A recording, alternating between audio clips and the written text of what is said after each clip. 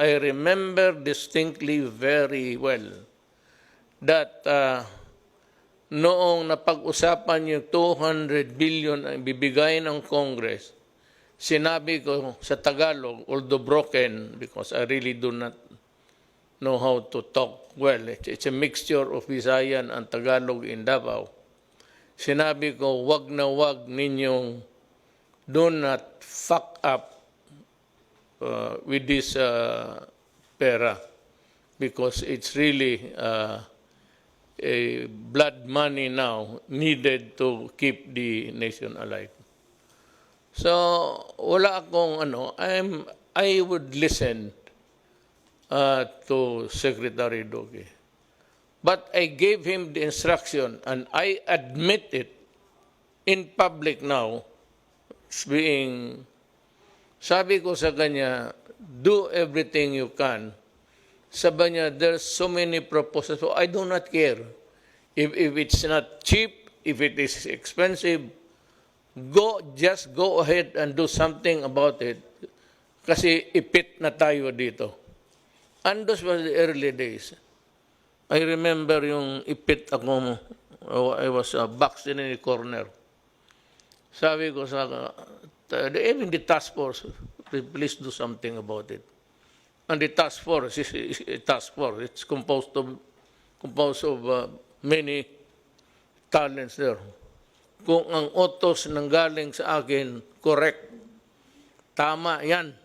Ako ang nag-utos sa akin, sa sarili ko, na sabihin kay Duque na gawain mo. Ngayon, do not tarry because sabi ko, there's no more room in the hospitals.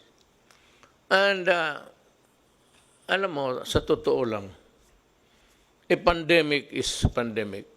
It occurs maybe every, I don't know. But noong panahon ng, well, that was the Spanish flu just before the First World War. Yung talagang maraming milyon ang namatay. But with the advances of science, it's because we were able to come up with the vaccine. Lahat, the germs are still here.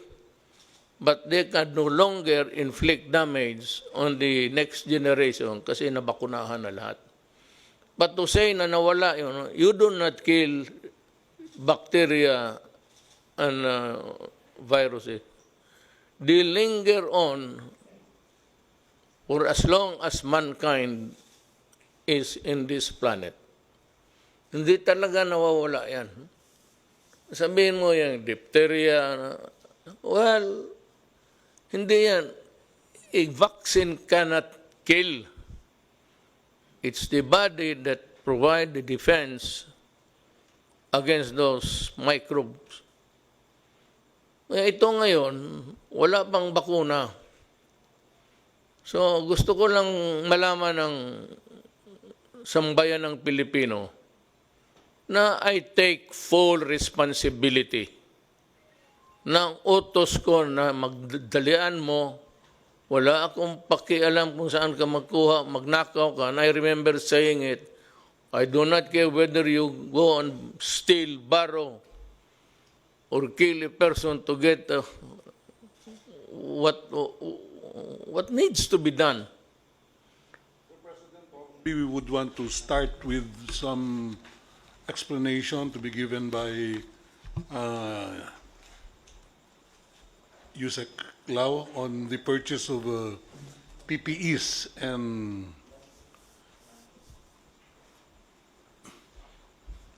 some medical equipment. We have a mannequin there. That is the complete set of the personal protective equipment for a medical personnel to wear. Wala. Who's inside there? A woman? No, mannequin po. Bakit may manikin ako dito? Kulang lang po siya ng ano tawag doon? It lacks the face shield. It's 9-piece item So we start with the most expensive part is the coverall. Yung parang may takip sa ulo. Okay. This is the coverall. It has a blue strip, which is very. This is one of the marks of a very expensive coverall protection gear. This is what we call as Ebola level. Ang Ebola level, it can actually stop even air transmissible viruses. Ano siya? It's lightweight and it's non-woven. May heat seal. Even the sewn portion is covered to make sure that pag nagkaroon tayo ng spill, air or liquid, hindi papasok sa balat or sa clothing ng mga doctors. So when you go international, lahat sila itong sinusuot. There's only one country who's not wearing this, it's Korea. Korea has the same item but no heat seal. That's why even yung Korea companies that's trying to provide supply sa Philippines, we cannot accept their item because it's not heat sealed. Now, the difference between heat sealed and not, it's almost 200 to 300 pesos. So, mahal kasi. We have a price from DTI. There's one company known as Conweb. They are producing PPEs locally that will start on June this year. So, we will be buying it at 850 kasi local. But the materials will still be imported from China. But this one, pag imported to, at least 1,100. That's the statement of Senator Lacson, yung 1,097. This is one.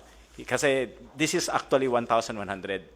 So when you say, they say PPE sa DOH, that's just the coverall.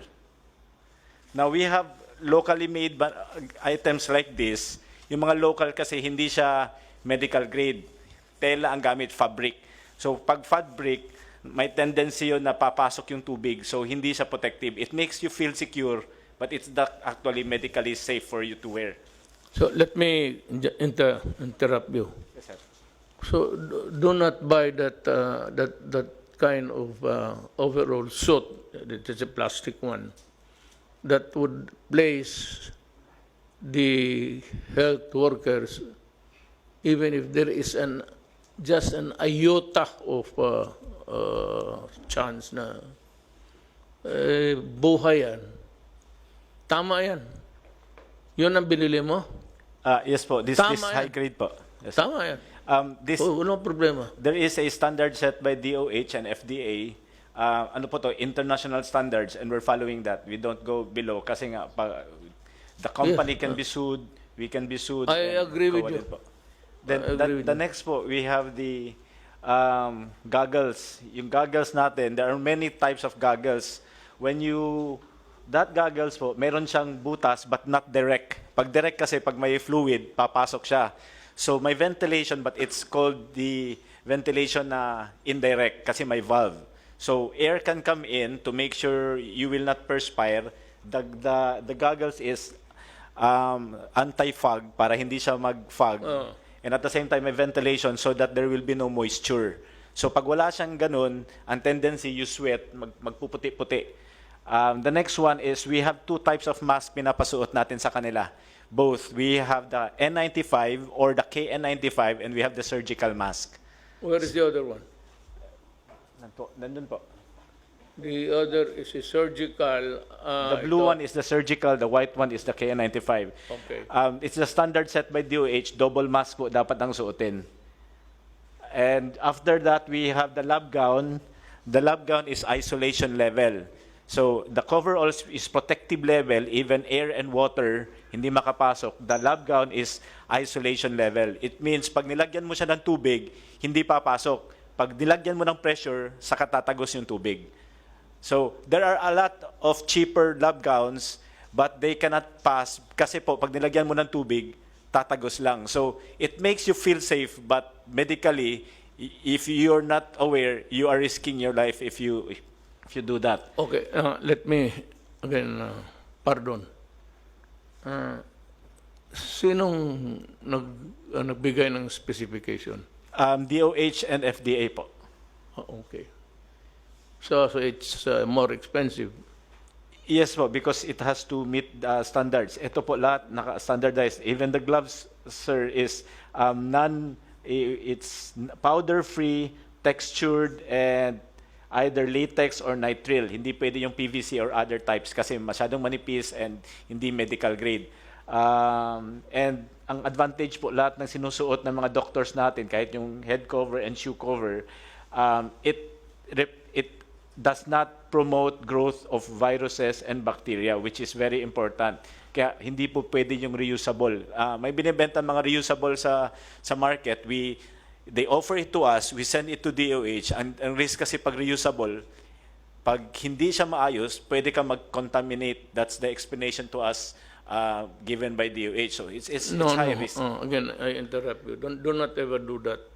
Yes, sir. You just throw it away. Yes, sir. If you place a person in jeopardy, he is working, lalo na yung mga doktor, they're fighting for life. Tapon mo na yan. That's the reason why we're spending money. And we will spend money. I said we can always sell everything that we have. Tapon na ninyo yung, kasi I read. Yes, sir. So sa kanila, yung sabulo, goes into the trash can pagkatapos. Paghubad nila, tapo na sa trash can. I just would like to provide you feedback that the director of UPPGH, Dr. Gap Legaspi, had expressed to me that they're very, very satisfied with the quality and the level of protection that these PPEs provide their doctors. Kaya yung infection rate daw nila bumaba, Mr. President. So that is the same is true for all of our other hospitals who are now using this personal protective equipment. That's why I'd like to thank USEC Lloyd Lau for really ensuring that our healthcare workers, doctors and nurses are fully protected using the level 4 PPEs as we have specified. Pag panahon ito, medyo some say na nag-flat na tayo.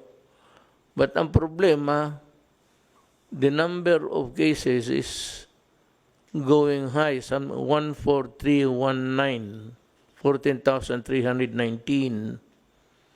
Sabagay, the only good thing there going in our favor was that the recovery rate is very high. 3,323 ang death, 5 lang bago. Total of active cases 10,000 lang. Ano ba talaga itong, are we on the second, third, fourth, or fifth wave? Or no wave at all? Mr. President, we're actually on the first major wave, major po, of sustained community transmission. Yung pong nabanggit ko na second wave and my assumption, my statement was based on the article that was published by Dr. John Wong of the Epimetrics. Dr. John Wong sits as one of the expert advisors of the Interagency Task Force on Emerging Infectious Disease. And to him, as an epidemiologist, a top epidemiologist, he considers that the 3 first cases in the Philippines, although imported, would represent a minor wave. Maliit na wave lang ho siya, sir.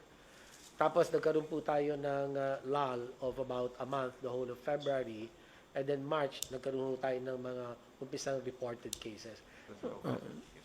Alam mo, huwag ka masyadong ano dito, touchy sa issues because always there will be pro and cons. Pakinggan na lang natin because this is a democracy. Kaya lang, but democracy, there is the favor of attacks. Issues plus attacking the guy personally. So, alam ko ikaw, you are hard-pressed. And I know your situation. You just tell us if if that is the one that's in your the gray matter between your ears. Eh, di sabihin mo, ano, ayaw ninyo maniwala, bahala kayo, basta ito yung akin. So maybe you should adopt that kind of attitude. So be it. If I committed the wrong, as long as there is no malice there, kaya ito na expensive. Hearing out now ni Attorney Lau, eh, tama siya. And I would even caution, I said, do not recycle. Because recycle, you have to, yan ang ayaw ko. In recycling, you have to worry whether or not it will cause a new infection. And worse, it would affect the user. Ang user niyan, ang mga doktor. O ang akin lang dito is, I'm looking for, what I'm interested to know is that, is there graft and corruption there? Was dirty money change hand? Kaya talagang, pagkaya na, wala na tayong pinag-usapan, talagang maghiwalay-hiwalay tayo. Pero kung sabi ka lang, nagkamali ka, as it is, yung sabi mahal-mahal ng ano, ito nga yung panahon ng, I said, at the height of the contagion, wala naman akong narinig putang na gustong tumulong. Ngayon sa tayo, sabi, umaabot sa akin, meron dito, meron doon. So, sabi ko, papunta, si Bong, papuntahin mo sila dito at dalhin nila yung produkto. Kaya para tawagin natin ang, ibigay natin sa Interagency Task Force. Wala naman. Let me ask you this very crucial question. I just want to be satisfied, really. Ano itong sinasabi nilang mas mura doon at itong mag-asawang spouses ko are the dealers of itong yung nabili ninyo at mahal? Oh, is there really a price difference there or haka-haka lang nila yan? I do not know these two personalities. Ito pong ko. Somebody might know about this couple. Perhaps, I don't know if Yusek Lloyd. Ito yung nagpabili. Ahente. Yes, Mr. President, they have offered to sell. They are owners of, I think, Omnibus. The company is known as Omnibus. They are A manufacturing company. no, they are the exclusive distributor of Sansure in the trading. Philippines. The first document that we have was a letter from them sent to the Secretary of DBM, Madal Avisado, that was sent to PSDBM. Their offer of the mechanical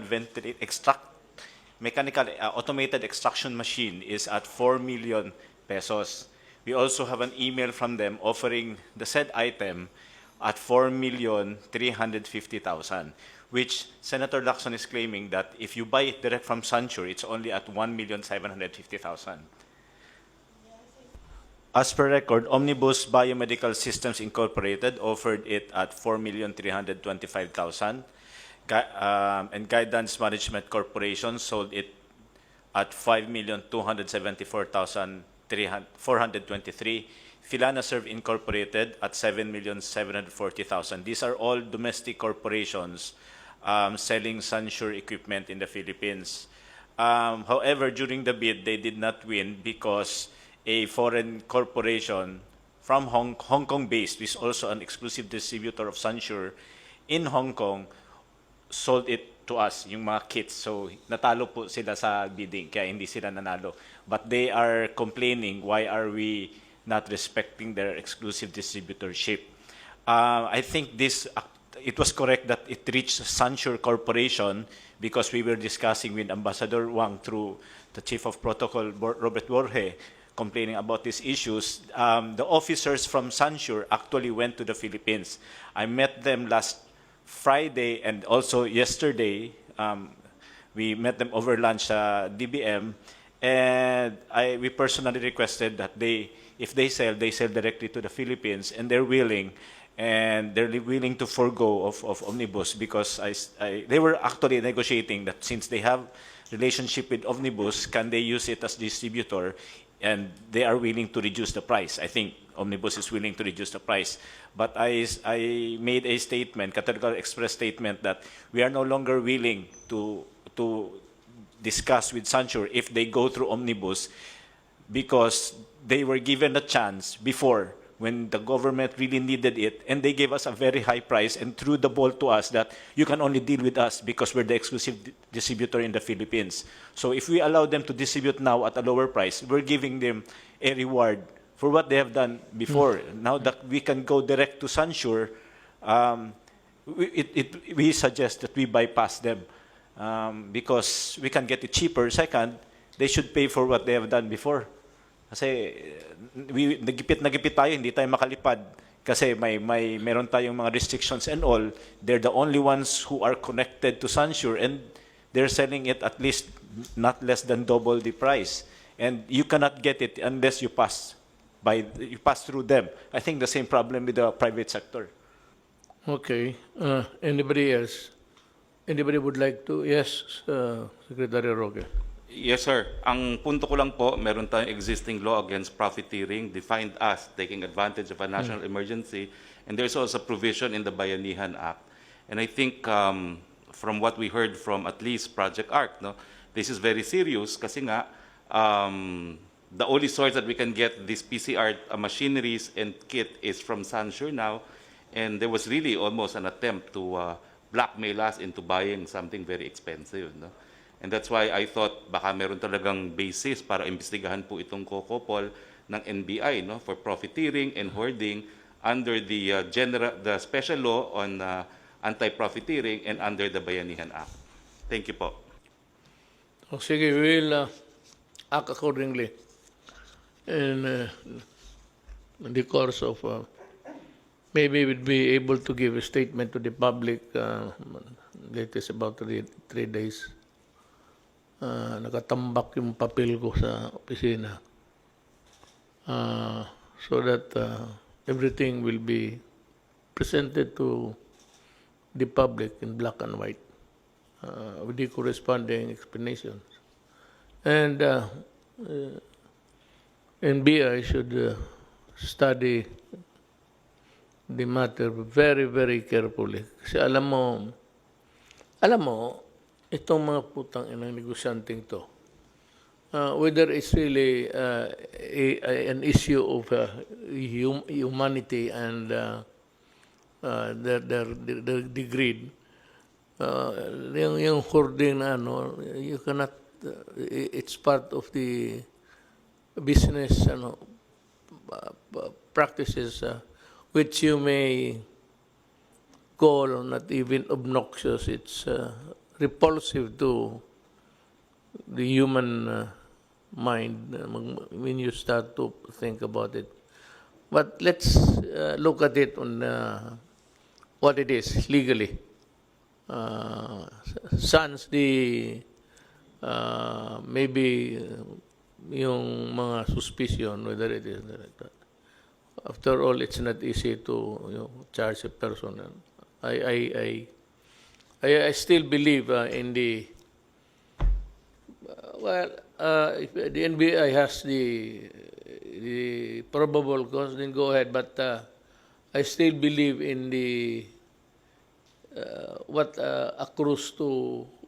accruing to government people working, the presumption of regularity in the performance of their duties. Dito na naman tayo sa a more serious problem coming up is the issue of the OFWs coming in. Sa pagka ngayon, meron tayong 24,000 stranded in Manila. And they are stranded in the sense that they are not allowed or they cannot go home because the local governments are not accepting them. So, merong mga pronouncement na ang policy na they will not accept returning OFWs. Ang masama nito, kasi pag ganun ang behavior natin, Secretary Bello says that there are about 302 coming in a short while, and 62,000, 302 and 62,000 are expected to arrive as soon as our airports are open. No, in the, not really confusion, but in the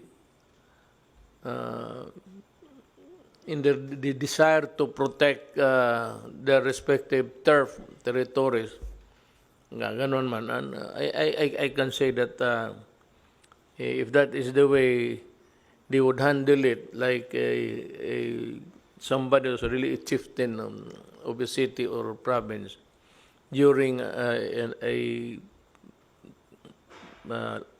pandemic time, okay yan. Pero alam mo, hindi naman lahat talaga nagkasakit. And it is very cruel actually to deny them to go home. Nandito yan sila sa hotel because they are not, or they cannot go home. First, because of lack of money and resources. So I have instructed, was it last night, through Secretary Roque, that I am ordering the use of all government assets, whether it's really the air or the sea or the transportation owned by government, that they should be utilized in accepting and probably delivering them to their, if possible, delivering them to their homes, to their families. Na itong coming na 302 is it's a big worry. Now, yung 62 na dadating shortly, pag hindi ninyo tinanggap yan, makagulo tayo ang Pilipinas. Now, let me be very clear. Let me talk about legality para wala tayong sakit ng loob. Nobody but nobody can really stifle the right of whether he is traveling and working outside and coming in, going home. Nagkaroon lang itong temporary an aberration in the movement of people because of the COVID. Ito ang sasabihin ko sa lahat. I said nobody but nobody. And only the national government can impose restrictions on travel, because it is the only agency who can declare that there is an emergency of national interest. The issue is national interest. And that power of declaration is not shared by anybody. It's the national government. Ngayon, may mga syudad na ayaw nilang tanggapin. You know, I'm ordering you to accept them, open the gates of your territories and allow the people and allow the Filipino to travel wherever they want. Yung sequestration ng tao o lockdown should dovetail the national policy, or better still, as not to confuse the people, you are not allowed to unilaterally declare na ganito, you are closing the entry, the egress and ingress ng tao. Mahirap yan. Magkagulo tayo, kanya-kanya kayong... So, if you want a measure to be implemented in your local government unit, ask permission from the task force. Because, alam mo, it involves many issues. One, in the name of humanity. Two, is the constitutional right. And ito yung pinakamabigat. It is the constitutional right of people to go home, to travel and go home. Do not impede it. Do not obstruct the movement of people because you run the risk of getting sued criminally. Ang agency, because it is the national government who declared there is a national emergency involving a pandemic, an issue of health, that power cannot be shared by anybody else. If you want, as an adjunct of government, maghingi ka ng permiso sa task force. They are the better position really to assess. Kawawa itong 24, so I'm ordering, kasali na yung pera sa, kung may naiwan pa, sa 200 million, gastusin rin ninyo yon para sa pag-uwi ng tao. Because the reason why they are here is connected with the issue of COVID. Nagsiuwian ito, diniport, kasi nga may pandemic involving the entire planet Earth. So the reason why they are deported or forced to go home is because of, well, maybe so as not to have a contagion involving a lot of, in numbers. To contain it, ito yung mga ating mga kababayan, pinapauwi. Tanggapin natin sila.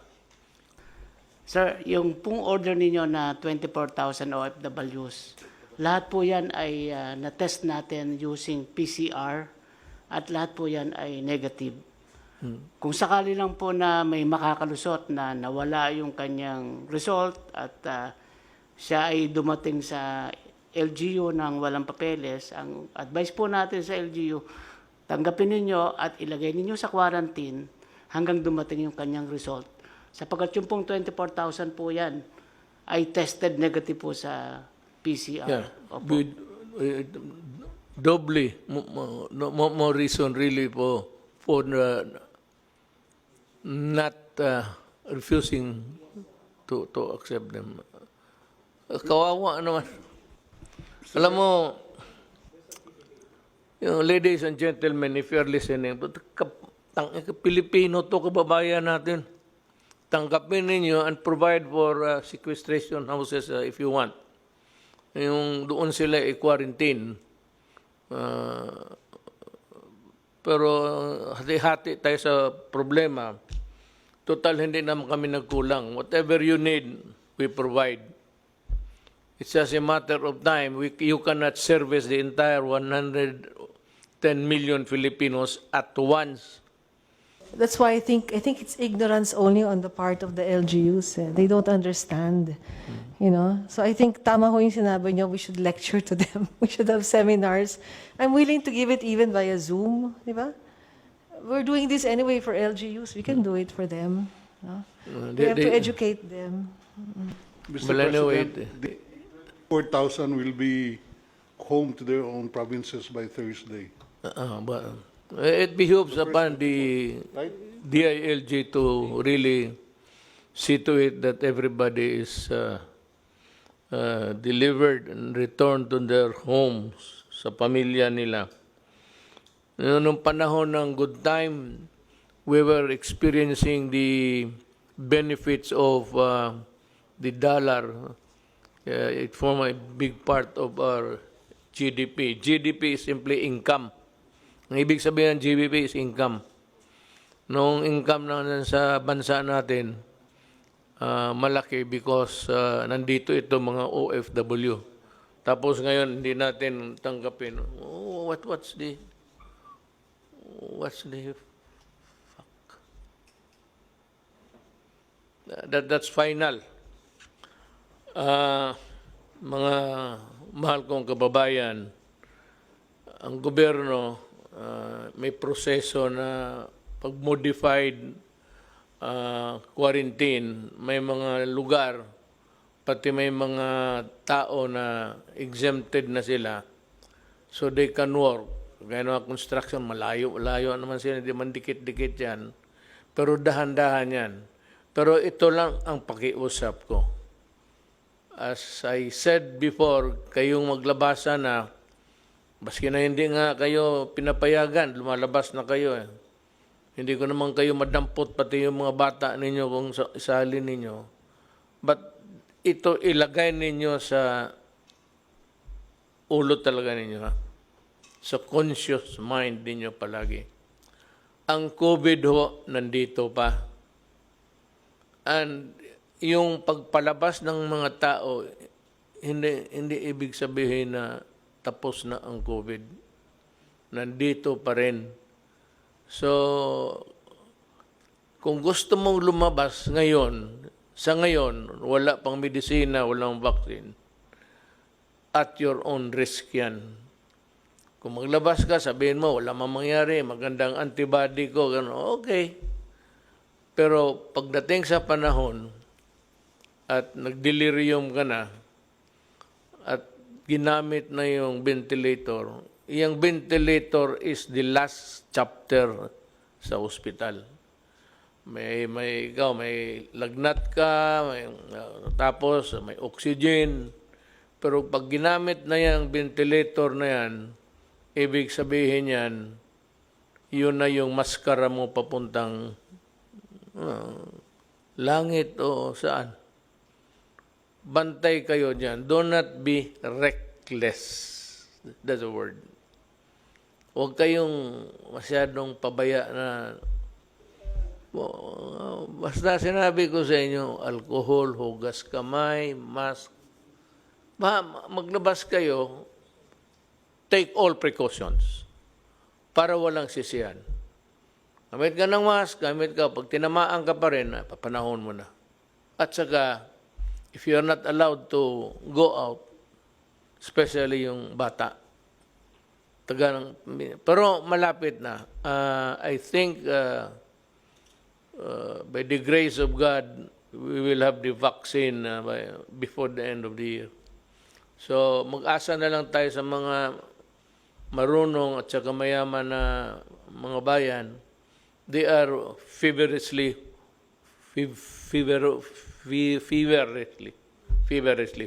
working on it. Pag nandyan na yan, ako na ang magsabi, labas na. Pag hindi ka lumabas, hilain kita sa labas, dito ka. Sige, pasyal na kayo. Kaya may bakuna na yan. Bakuna muna dahil tapos bahala na. But without the vaccine, it's really danger. It spells disaster. So, mask, hugas kamay. Mga bata, wag muna. Yung opening ng classes, that's a very...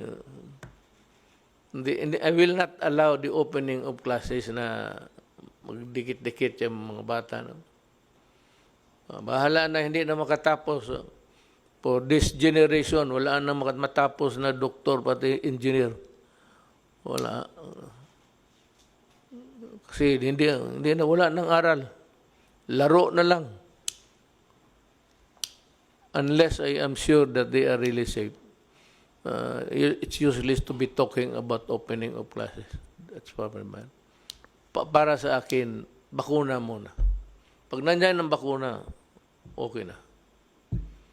So, remember that. pati yung mga mayors, governors, kindly remember that they are Filipinos and that there's only one body, the government through the task force, who can make pronouncements about lockdowns, about quarantine, or sequestration of whatever. Mahirap yan. Isa lang ang gobyerno. The national government makes the pronouncement. You just follow. And itong sabi nga ni General Anyo, ito, tinamaan rin ito ng COVID si General. Sabi niya, in 24, on his oath of being a public officer, when you talk about official matters in an official discussion, your word is always under oath.